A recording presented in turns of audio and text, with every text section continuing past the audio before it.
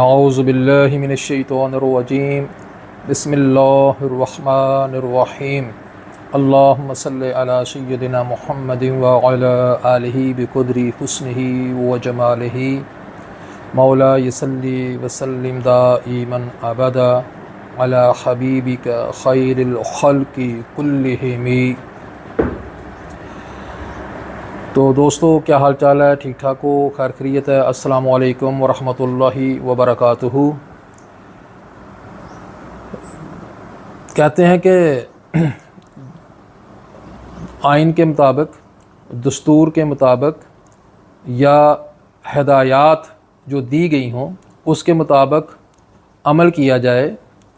تو وہ باعث برکت بھی ہوتا ہے، باعث نفع بھی ہوتا ہے، اس میں نقصان کا اندیشہ نہیں ہوتا۔ مثال کے طور پہ ہمیں یہ حکم دیا گیا کہ نماز کیسے پڑھنی ہے، بتایا گیا، سنت رسول صلی اللہ تعالیٰ علیہ وآلہ وسلم کے ذریعے سے ہمیں بتایا گیا کہ نماز کیسے پڑھنی ہے۔ تو اگر ہم اسی طرح نماز پڑھیں، اس میں کمی بیشی نہ کریں، اپنی طرف سے یہ سوچ کے کہ اچھا یار سورہ فاتحہ تو میں نے پڑھ لی، تو چلو اب اس طرح کرتے ہیں کہ درود شریف بھی پڑھ لیتے ہیں۔ درود شریف بہت افضل عبادت ہے، تو یہ بھی پڑھ لیتا ہوں ساتھ، حالانکہ پڑھنا میں نے آخری قاعدہ میں تھا تو پہلے پڑھ لیتا ہوں، اس وقت بھی پڑھ لوں گا۔ تو اس سے ہماری نماز جو ہے وہ ٹھیک نہیں رہے گی، پسندیدہ نہیں رہے گی۔ کیوں کہ جس طرح ہمیں کہا گیا ہے، جس طرح ہمیں بتایا گیا ہے، جو اس کی نامز سیٹ کی گئی ہیں اللہ اور اللہ کے رسول صلی اللہ تعالیٰ علیہ وآلہ وسلم کی طرف سے، اس کو ہم نے فالو نہیں کیا۔ اور اگر سادہ لفظوں میں آپ مجھے اجازت دیں تو میں یہ کہہ سکتا ہوں کہ اپنے پجامے سے باہر نکلنا، کہ جتنی میری اوقات تھی، جو میری اوقات سیٹ کی گئی تھی آئین میں نے اس کو وائیولیٹ کیا، تو اس لیے وہ میرا عمل جو ہے وہ پسندیدہ نہیں رہا۔ یہ تھوڑی سی تمہیداً بات میں نے اس لیے کی کہ ملک پاکستان میں سپریم کورٹ میں ایک کیس آتا ہے، مبارک ثانی کی ضمانت کا کیس آتا ہے کہ وہ اپنی ضمانت کے لیے سپریم کورٹ سے رجوع کرتا ہے،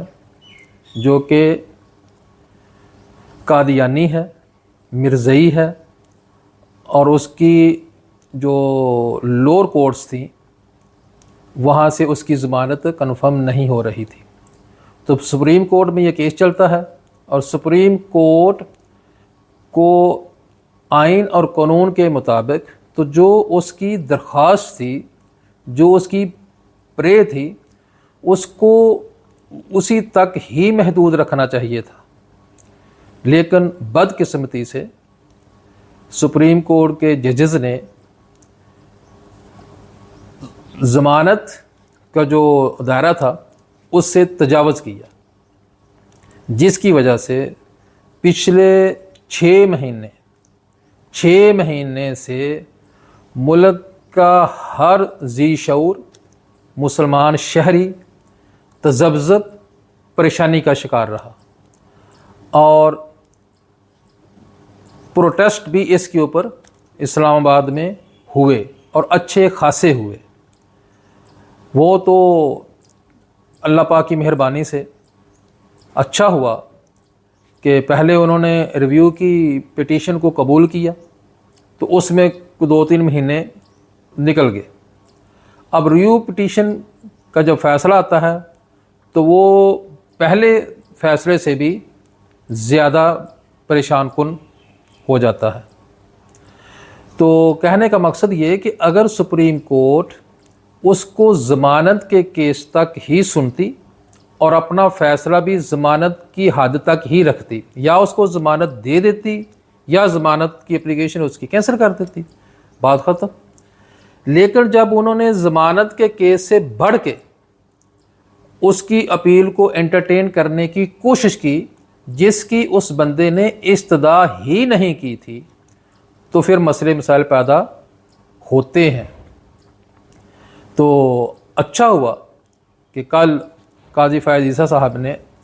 اپنی غلطی کا برملا اعتراف بھی کیا، یہ کہتے ہوئے کہ ہم بھی انسان ہیں، غلطی ہو سکتی ہے، آپ ہماری غلطی کی نشاندہی کریں، ہم اس کو ایڈریس کریں گے۔ تو علماء نے ان کی غلطیوں کو آشکار کیا، انہوں نے ایکسیپٹ کیا، اور کل الحمدللہ جو فیصلہ، مختصر فیصلہ انہوں نے جاری کیا ہے، اس میں انہوں نے یہ تو لکھ دیا ہے کہ تمام متنازع جو پیراگراف ہیں وہ ہم ختم کر دیں گے۔ البتہ ابھی بھی چیف جسٹس صاحب کو یہ کرنا چاہیے کہ دونوں فیصلے، اوریجنل اور ریویو والا جو فیصلہ تھا، اس دونوں کو ختم کریں اور اس کو صرف اور صرف مبارک ثانی کی ضمانت تک محدود کریں، یا اس کو ضمانت دے دیں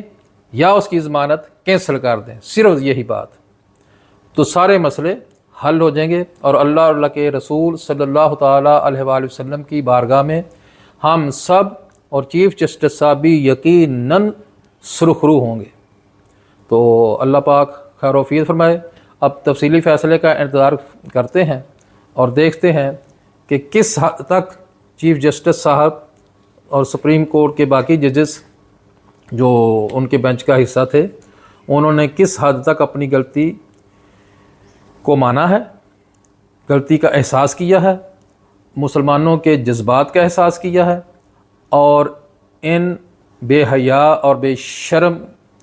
اور کفار سے بھی بدتر لوگ یہ جو قادیانی ہیں، ان کو کس حد تک سزا دینی ہے یا کیا کرنا ہے ان کا، تو وہ تفصیلی فیصلے میں نظر آئے گا کہ آگے سمت کیا ہوتی ہے ہماری سپریم کورٹ کی۔ السلام علیکم۔